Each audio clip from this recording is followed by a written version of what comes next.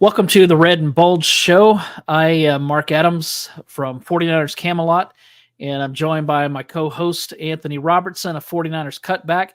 Ant, how's it going, my friend?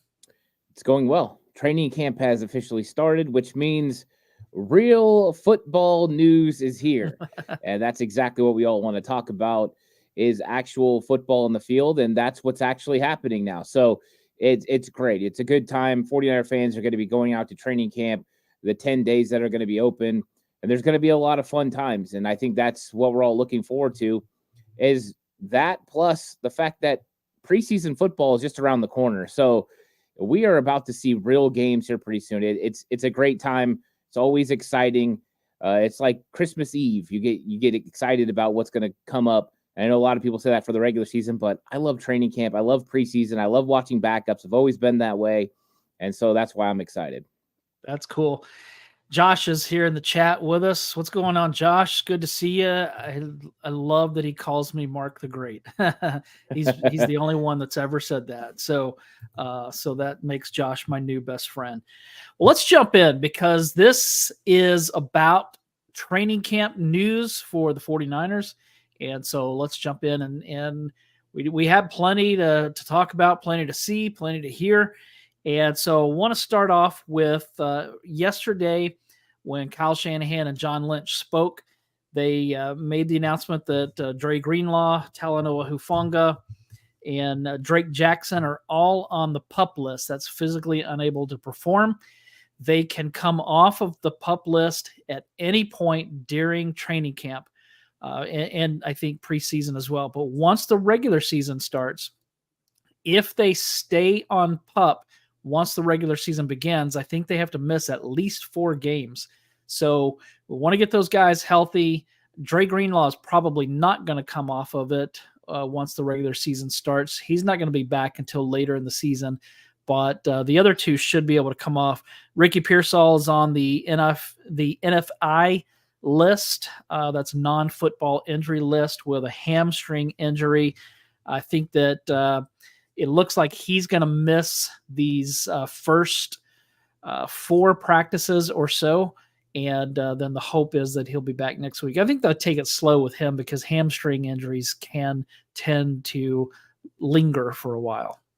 Yeah, it all depends on how bad it was. They haven't really said that it was a pull. They just said it was a hamstring. So it could have been a strain or something minor that you just want to be careful with. And we don't know exactly when it happened during the offseason either, but put him on NFI, make him miss the first block.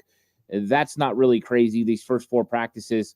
And then see what he looks like in block 2. They'll be getting into pads, and that'll allow him to kind of integrate into the 49ers offense. I think that, as far as what they had said about it coming out that it was a minor injury, I think it is a minor injury as long as they're very careful with it. It's a long process still to get to games. No reason to rush him out there, like you said. I think when you look at the other guys that are on PUP, I think Drake Jackson and Dre Greenlaw are both going to end up on PUP into the season. I think it makes a lot of sense for Drake Jackson for them to ease him back and also then be able to carry him onto the active roster. So they got some real decisions to make as far as the roster goes. Greenlaw, we knew it was always going to be week 6 or beyond. So I think both those guys started the season on PUP. The question is going to be Talanoa Hufanga. We know that he wants to come back before week 1 of the regular season.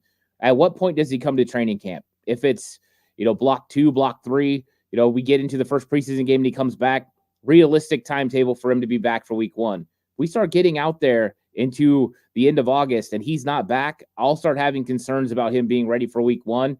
And the 49ers might have to make a decision before that. Because do we want, even though they're good, Jair Brown and possibly George Odom starting against Aaron Rodgers week 1. I love Jair. He's going to start anyways. But George Odom, I don't know. That makes me a little nervous. So decision time at some point. Hopefully it's just Hufanga comes back and then we don't have any worries. But I think that is a question mark right now with the guys that are injured.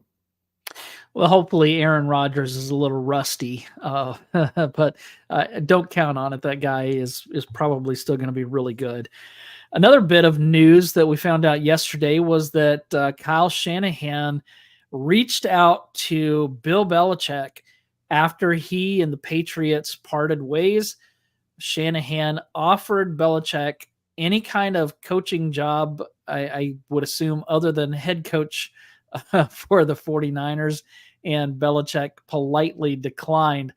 I don't think that's a surprise that he reached out to him, nor do I think it's a surprise that Belichick turned it down. I don't think that we would expect probably the most decorated coach in NFL history to leave that position that he's famous for and then go back to being a defensive coordinator or something like that. So that wasn't really a surprise. No, it's not. But you got to respect the guts of Kyle Shanahan Yeah. to have the ability to make that call. And think about the thin line that you're kind of toying with there is you don't want to disrespect him, but you would love to add him to your coaching staff because you know what he could provide. And so, I give Kyle Shanahan props for making that phone call and giving it a try. And of course, Bill Belichick said no, but you don't know unless you ask. That's something my dad's told me for I don't know how many years of my life. So he gave it a try. It didn't work out. It would have been interesting to see the cutoff sleeves on the sidelines, walking around next to Kyle Shanahan. It could have been something special, but ultimately it didn't really seem like a real possibility. I know it was kind of talked about in the offseason, but now we know it was true. And it's interesting. And now we just, I guess, move on from the fact that didn't work out and we got Brandon Staley instead. It's kind of like when Kyle or John Lynch reached out to Belichick and asked about Garoppolo. And at that time, Belichick said no. And Lynch said, okay, what about Brady? And so, doesn't hurt to ask. And kind of like you, I respect the guts to do that.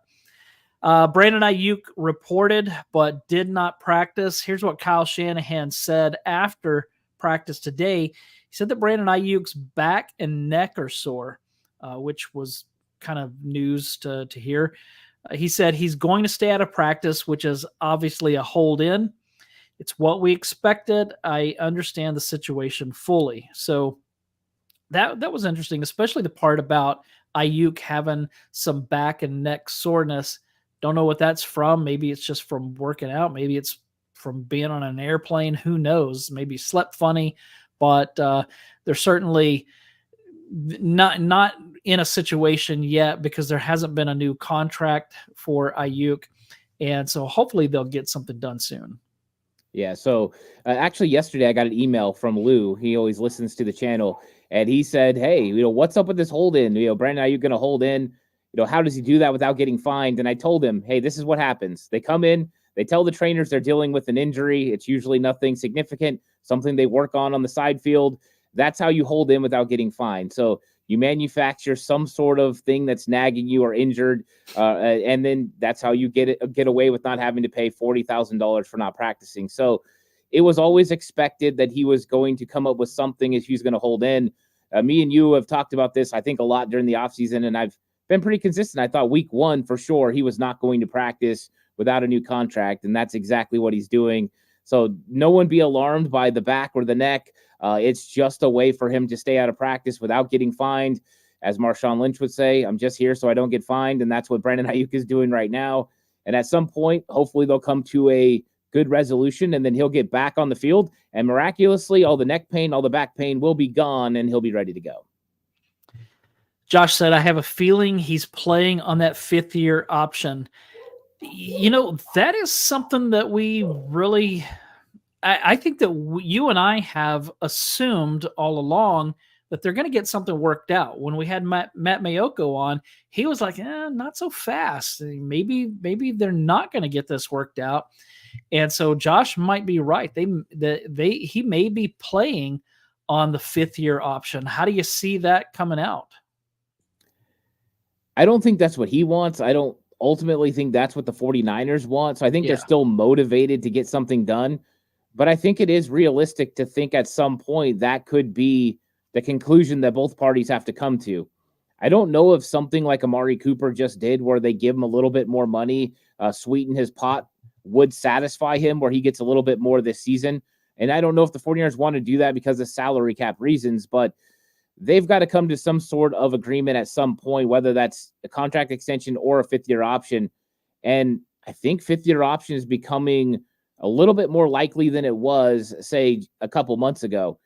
because they have been in an impasse. And John Lynch's comments yesterday about the fact that it's been difficult, this exact negotiation, more difficult than they anticipated. They started earlier than they normally do and still couldn't get it done. To me, this is something that's on ahead to where it might be fifth-year option, and we might just have to readdress this next year when Ayuk gets franchised and potentially traded during the offseason. But I'm still hopeful that here in the next week or so, they're going to come to an agreement on a contract extension, and maybe we'll get the numbers that both sides feel comfortable with, and this will get done. It is interesting. Somebody mentioned this earlier today, and I don't remember who it was, but they went back a year ago when Nick Bosa was a hold. I don't remember if he was a holdout or I don't think he showed up. I think he was a holdout, right? Do you remember? Who was that? Nick Bosa was. Oh yeah, he held out the whole time. Yeah, he wasn't in camp like Ayuk is right now. But on that first day, when John Lynch was asked about Nick Bosa, he said, "We're not trading Nick Bosa." But yesterday, he didn't come right out and say. He said, "We want Ayuk here," but he kind of suggested that maybe there's a chance. So who knows? I think everything's on the table at this point. I think you have to let it be. Just with the way negotiations work, I don't think there's a realistic trade partner out there for the 49ers. Who's going to give up, a player that's the caliber the 49ers need for 2024? It's win now. Draft picks next year, potential first-round pick next year. That doesn't help the 49ers in 2024. Brandon Ayuk helps the 49ers in 2024. Yeah. And so this is the consistent conversation has been. It had to be a player like Devontae Adams or Terry McLaurin and somebody or something that was going to help get this team over the top. I don't think that's going to be out there. I don't think there's a trade partner for the 49ers. I think John Lynch and Kyle Shanahan are smart for leaving that door open, and they're going to probably do that with every single player from now on, just to make sure that if something comes up, they have the wiggle room. But I don't think it's legitimate that Ayuk would be traded at this point. Yeah, I don't either. I think that would be a massive mistake. Speaking of holdouts, there was one guy. So Brandon Ayuk is holding in, but there's another player holding out. And it just happens to be the 49ers' best player. Now, some might argue Christian McCaffrey is the best player on the team. Some might argue that Nick Bosa is the best player. For me, it's Trent Williams, and Kyle Shanahan confirmed afterward that Trent Williams is not here, that it is a contract issue, and that they're working on it and that they're hoping to get something done. But did you expect to see Trent Williams holding out? No, I mean, kudos to you. You brought this up, I think, over a month ago, that you thought Trent Williams potentially could be wanting more money or more guaranteed money on his contract. And we talked about this, and I just felt that they would have gotten something done. Trent, the relationship he has with Kyle Shanahan and John Lynch and the way they've worked together before, that this wasn't something that was going to surprise the 49ers, that Trent Williams would potentially want more money once his guaranteed money had ran out. But it sounds like Kyle Shanahan expected Trent Williams to show up, to be involved, and then in good faith, they were going to work on something. And Trent's taking it into his own hands. So even though I wasn't expecting it, I think that this is still something that I'm not as concerned about. They can get worked out, because ultimately getting a new contract for Trent Williams could definitely help them salary cap wise earlier. And then later, of course it would hit, but he's a guy who's expressed interest in playing till he's 40. That's 4 more years. He has 3 years left on his deal. They could rework his deal and give him some more guaranteed money and free up some cap space. It could be a win-win, but numbers always have to make sense. Penei Sewell's making about $28 million per year. That's the highest paid. That's probably where he's going to want to be. And right now he's going to make $20 million this year. So pay raise plus guaranteed money, I think, is going to be what Trent wants. And Kyle did say something to the effect of, it's not going to hurt Trent Williams to miss a few practices. So hopefully he only misses a few. But even if he missed multiple, if he missed a couple of weeks, I'm not worried about Trent Williams. So he's going to be good for the 49ers. Did you see the interview that Kay Adams had with Diamador Lenore? I saw just a little bit of it. I did not get to watch the whole thing, but I saw bits and pieces of it. So there were two things that were interesting. First was that his smoke detector was beeping in the background, which was funny because it was annoying Kay.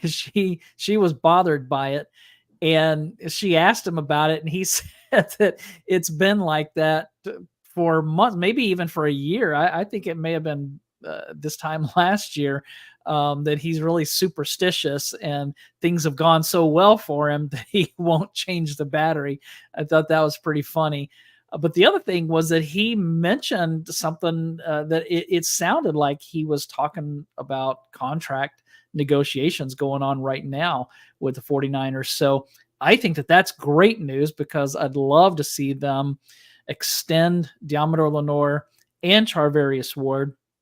I'm not sure if they can do both of them, but at least get one of them tied up for the future. Yeah, I think the Charvarius Ward just got a lot more difficult with the new contract that Campbell got from the Jacksonville Jaguars. I think that contract kind of blew everything out of the water. And so I think Charvarius Ward's asking price just went significantly up. So unless they've had real steady talks with Charvarius Ward already, I wouldn't be shocked if he doesn't try to test free agency or at least want a pay raise over what got offered there. I think with Diamador Lenore, there's still a potential where he's affordable, and the fact that he can play inside and out makes him versatile. And so I think the 49ers definitely want to get Diamador Lenore done. I would expect Diamador Lenore to get done before the season starts. I think they're going to keep negotiating and working on a contract because they think he's a key cog to this team, and they know that even if Charvarius Ward moves on, and they don't want that, trust me, they want Charvarius Ward. He's a great player. But if he does, you have young players in Wake. You have other players that you can grab that you can put in there. So to me, I think that this is a situation where Lenore gets done at some point, and I think they're going to try to work out some contracts that are going to get done over the next 4 or 5 weeks to potentially set up next year and how they're ready to go when free agency hits and they have some big decisions to make. Yeah, I would love to see them, like Josh said, love to see them extend him. But Diamador, change that battery. We don't need you dying in a fire or anything. We want you to be healthy and want you to be around. So let's get into some things that we saw or heard from the training camp reports from day one. Leonard Floyd, you texted me that he left the field with what was it, a possible hamstring or it was a calf. A calf. Yeah. I did see from Eric Branch that he came back to practice, so that's good news. We don't want him missing any time, but it kind of shows. I mean, when you sent me that text, my first response was, "Dang, that's not what we need to see," because that position, there's just outside of Bosa and Floyd, there's just not a lot of proven success there. Yeah, I mean, your first thought when that happens is, oh my goodness, we're going to have to go see what's out there on the open market. And there's not a lot out there because, I mean, look what happened to the Dolphins. They're bringing in a player off the scrap heap because they had a player retire. So there's really not a lot of players out there that you can add. The good thing is, likely this is a cramp situation because you're out there for the first time in practice. Maybe you haven't hydrated the way you thought you did. And this comes up. But, yeah, you have question marks about depth. I think Gross Matos is solid, but I don't know what we're going to get from Robert Beal. I don't know when Drake Jackson's going to actually come back. So I've floated around the idea of there being some players out there available that maybe you bring in that are veterans that have showed ability before. A guy like Carl Lawson, who was with the New York Jets over the last few years, who has the ability to be a double-digit sack guy when he has the chance. So at some point, depending on how things are going, I wouldn't be surprised to see the 49ers bring in a veteran player and just give him a try at a workout. I know they got Austin Bryant. I know they got guys like that. But to me, if Robert Beal is up to snuff, I think we feel a lot more comfortable. But after that, you're a little bit concerned, especially with Drake still being on PUP. Yeah. Also, Demetrius Flanagan-Fowles limped off the field. Isaac Guerrero left the field, possible hamstring strain. And so I'm kind of on board with what Josh said. This isn't a good start for a rookie running back in a loaded running back room. How many times have we seen rookies? I mean, this was a concern about Ricky Pearsall.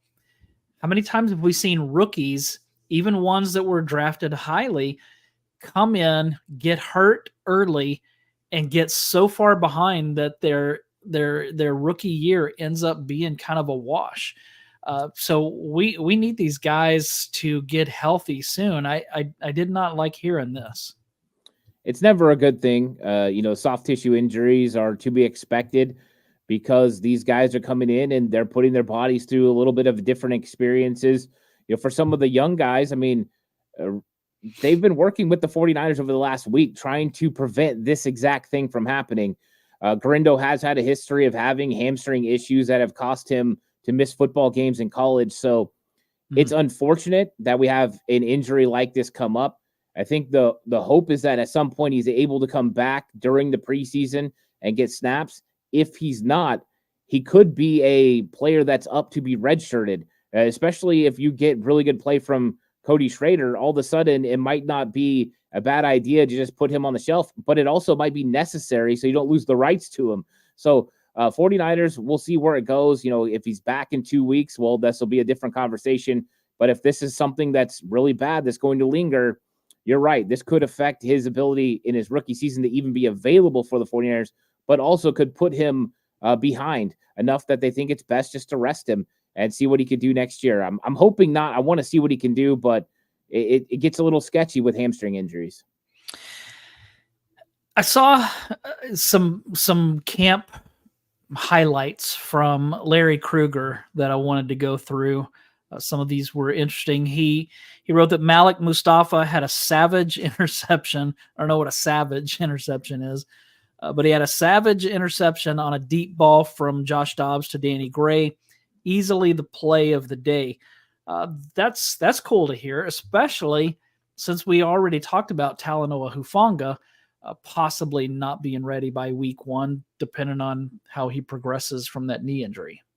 Yeah, Kyle Shanahan talked about this play in his presser, and he talked about the fact that Malik Mustafa made a great play going from the deep third and being able to cover that ground to get to that deep ball. He actually thought it was going to be a home run shot to Danny Gray. Danny Gray did a good job getting over the top and where he was supposed to be. He said he wanted to go back and watch and see if the quarterback looked off Malik Mustafa or if he was staring down the receiver. If he's staring down, that helps Malik Mustafa get there. If he looked him off and he still got there, then that's the elite kind of makeup speed and ability that you're looking for from a safety, that cover, the ability to cover the deep third like that. That's tremendous. So, yeah, it's good news to hear Malik Mustafa's doing that early on. Now, I always want to pump the brakes with, he made an interception, so he's great.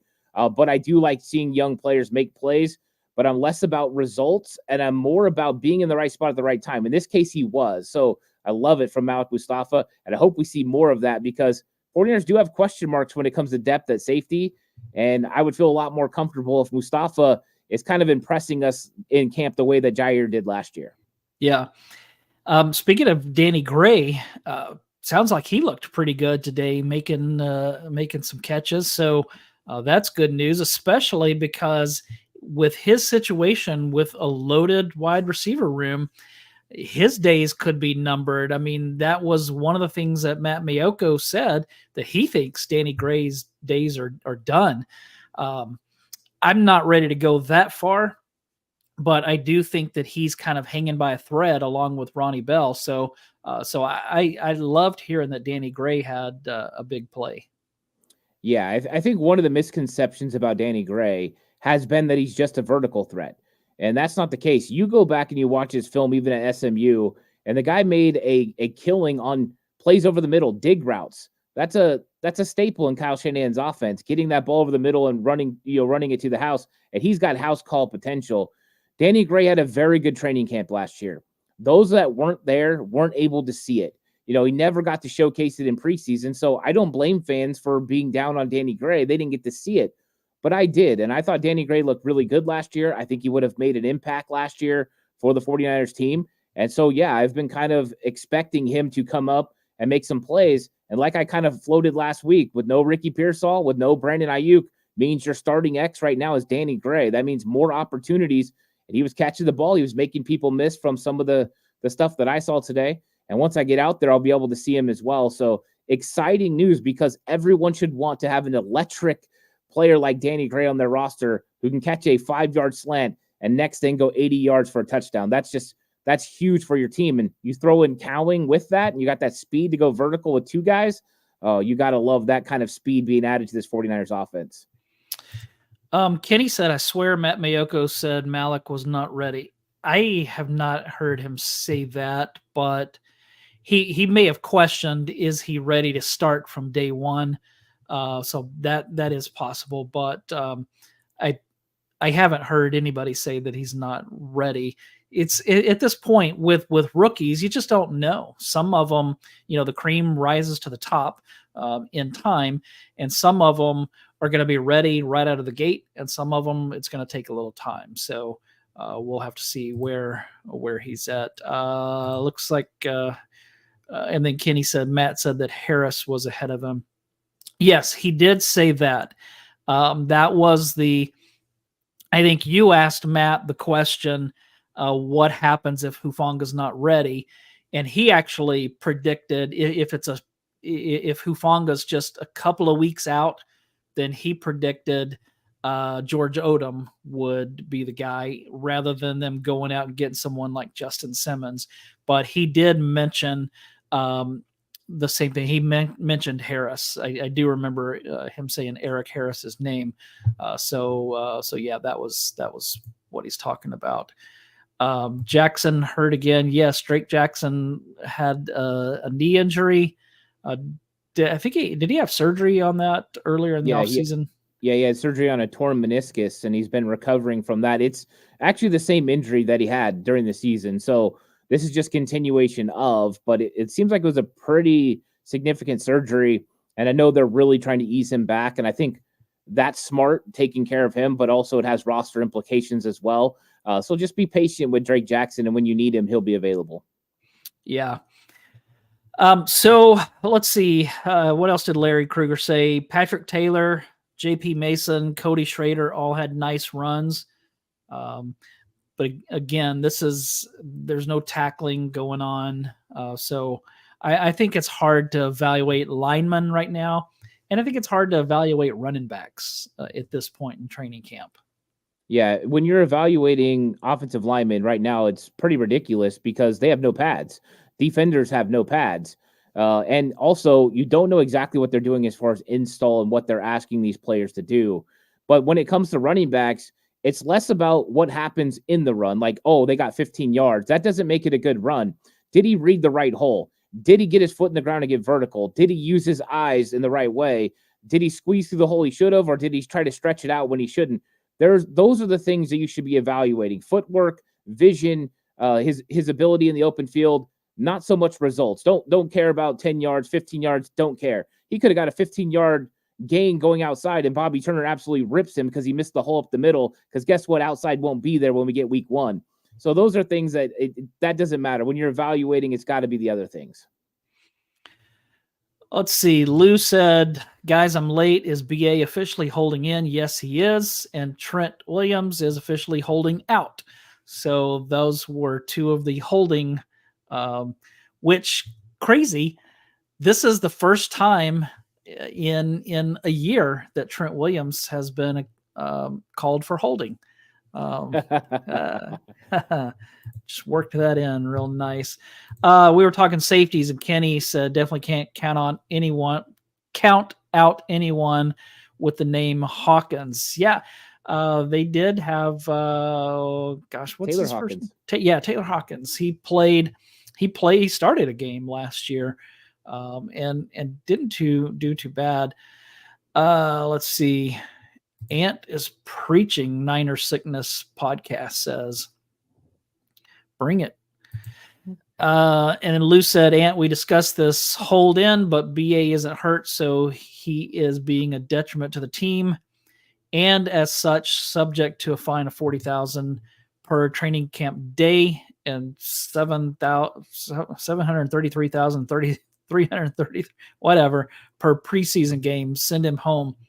Actually, since he showed up, he's not subject to that $40,000 fine. So he's good. Now Trent Williams is subject to a $50,000 fine, right, because he's holding out. So we'll see how that all goes. And Rob said, "Throw the flag on that Trent Holding joke." Come on, man. That was one of my best ones, and it just came to me. Here's another Larry Krueger thing. Jacob Cowing is going to be an instant impact vertical threat wide receiver. Exciting to see. What do you think about that? Yeah, I mean, Jacob Cowing got the speed. So against air, he's going to look absolutely fantastic. And, I hope the best for guys like Jacob Cowing and Danny Gray, who's got these vertical, threats and the speed. They're going to look lightning quick. What's going to be the key is when we get into practices with pads and they start getting checked, they start getting physically touched, and not just at the line of scrimmage, but as they're going over the middle, and all of a sudden the safety creeps down on them or a linebacker checks them. How do they get through those body checks? How do they work through the traffic? That's going to be one of the keys. I think he's going to be able to handle it. It's just one of those things where we have to see it. And I think we saw enough at Arizona that you're excited about him. But I want to see what happens when he's asked to go over the middle and he has to take a shot, or Fred Warner redirects him and gets him off his line on a route. How does he recover? Can he restack that route?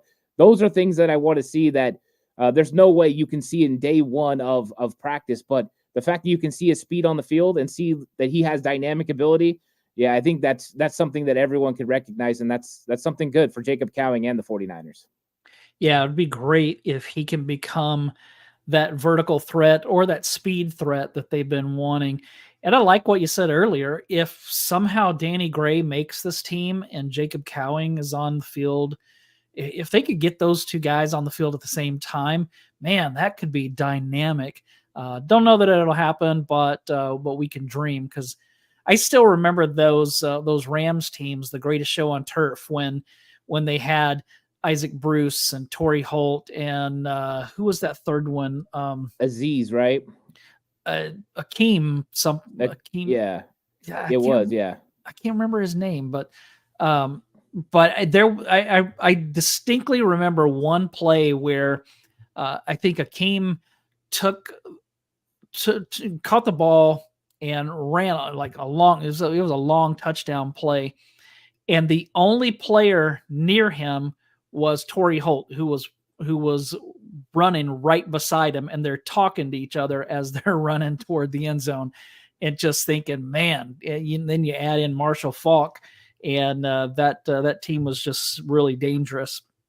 Love for the 49ers to come up with something like that, but it's hard to replicate what that Rams team had.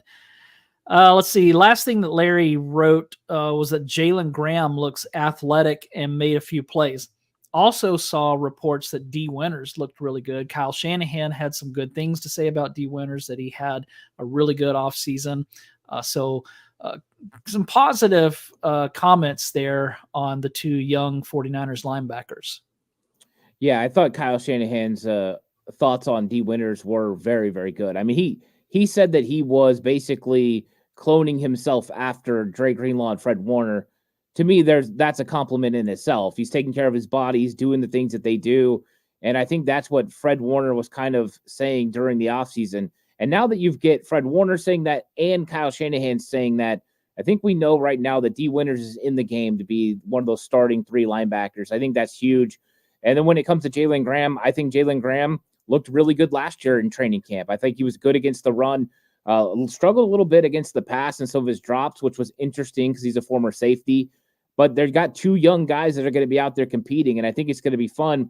When it comes to linebackers, though, once again, just like with some of the other positions, it's tough to evaluate linebackers when there's no pads on.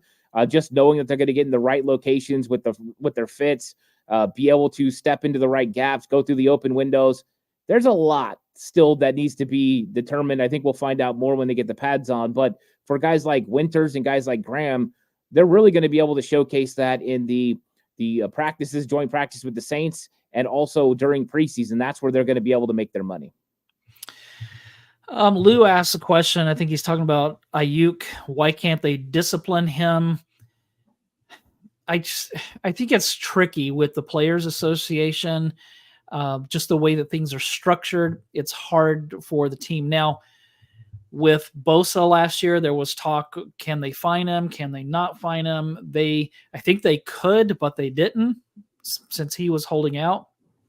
But in some cases, they're not allowed to not fine the player. I'm a little fuzzy on those situations. Like why were they able to not fine Bosa, but they can fine somebody else? In the case of Trent Williams, he's not on his rookie deal anymore. So I think that they don't have a choice but to fine him. But don't quote me on that. Do you know the differences in those rules? Yeah, there are some different rules when it comes to fines of players on fifth-year options. And so that's why Nick Bosa wasn't fined last year. They could forgive his fine. So when it comes to Brandon Ayuk, basically with him doing the hold in, he eliminates some of the conversation about the fine in general. And then he just had to say that his neck and his back were sore. And those things get him on the list. He's going to be working with the trainer now. And now he doesn't have to pay the fines. The team knows what he's doing. He knows what he's doing, and they're okay with it. They know right now that's what's going to happen. At some point, though, they will tell him, look, you've been cleared. You need to be on the field. If you're not, then we're going to have to start, engaging these fines. But early on, everyone knows this is the tactic. Everyone knew this was the outcome, and that's what's happening. Yeah, it's a little fuzzy on that stuff sometimes. But did anything that jumped out to you that you saw or heard that we haven't discussed so far? Not really. I think that when it comes to day one of training camp, it's really a filling out process. So everyone understands when they're in block one like this, number one, they're trying to get the players acclimated to football again. Number two, they're starting to run their install. These are their base plays on offense and defense, their base scheme. Everything is real vanilla. They're not out there. Their job is not to win. So their job is not to stop the run if you're on defense. Their job is not to stop every single pass. Their job is to be in the right places. They're not expected to make tackles. That's not any of it. They just want to know their responsibility, get to where they're supposed to get, and that's it. And so right now, yes, I love hearing the good remarks about certain players stepping up and making plays, and that's wonderful. But as long as they get to the right spots, even if they don't finish the play, coaches are going to be happy. So this is a filling out process. That's why they're practicing for 4 straight days. They're really going to ramp this thing up. And so it's going to be a lot of fun. But once we get into pads, that's when we'll see a little bit more of the competition pick up. Then results matter a little bit more. But right now, it's definitely the basics for this 49ers football team.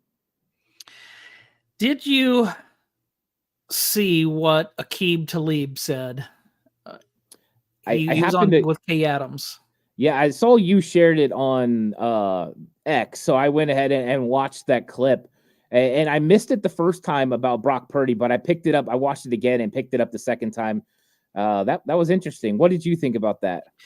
Well, so if you didn't hear it, he said that Brandon Ayuk is a top 3 receiver in the league.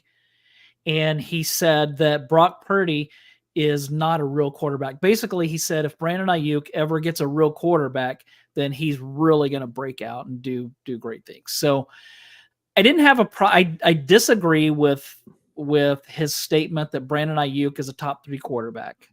But if he thinks Brandon Ayuk is a top 3 not quarterback, wide receiver, if he thinks that Ayuk is a top 3 wide receiver, that's fine. But I just thought it was ridiculous that he said if he ever gets a real quarterback. I just say, are you not watching the games? I mean, statistics aside, and he said, I don't look at the stats.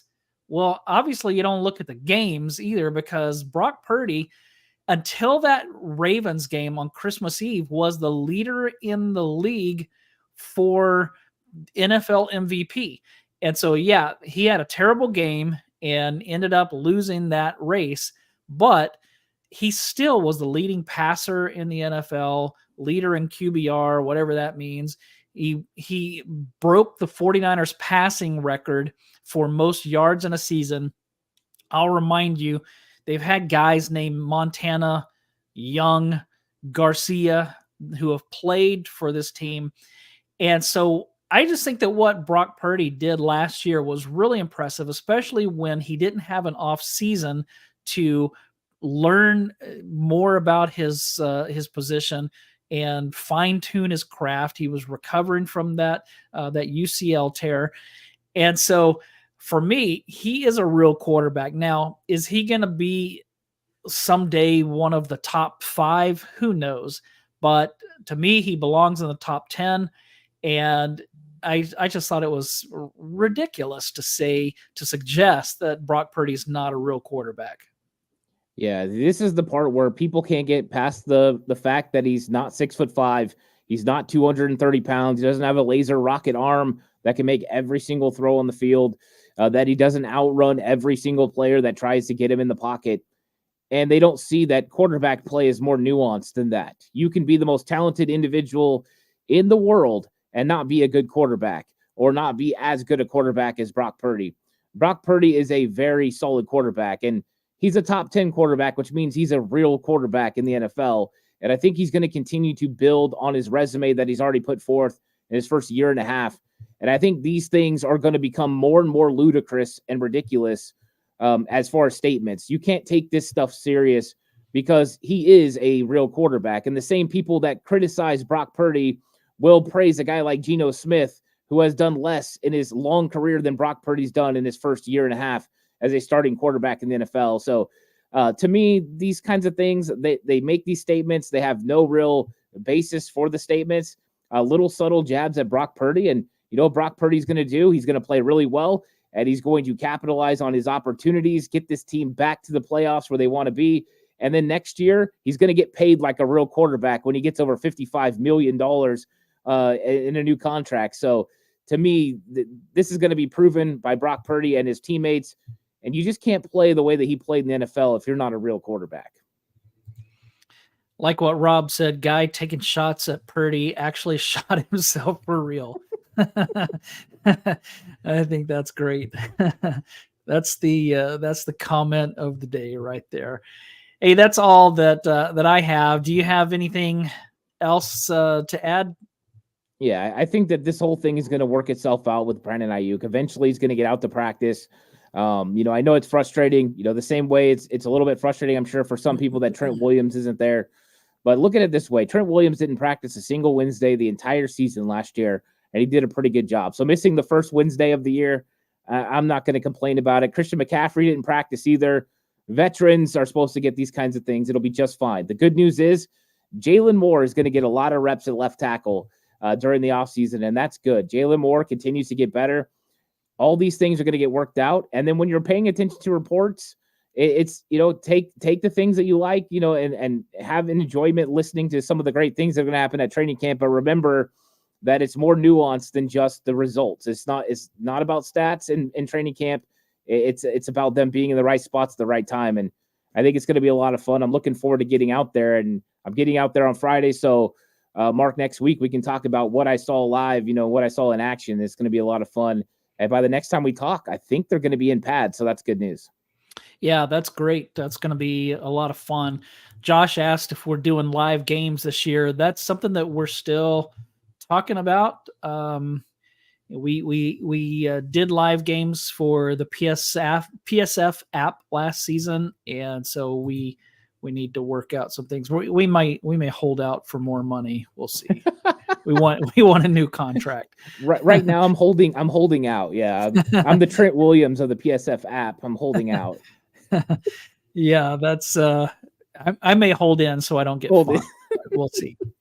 Hey, thanks everybody for watching, and especially for those that were in the chat with us. It was a lot of fun. We'll see you next Wednesday. Hopefully we'll have a lot more to talk about. Hopefully some great news with contracts and young players that we're keeping an eye on.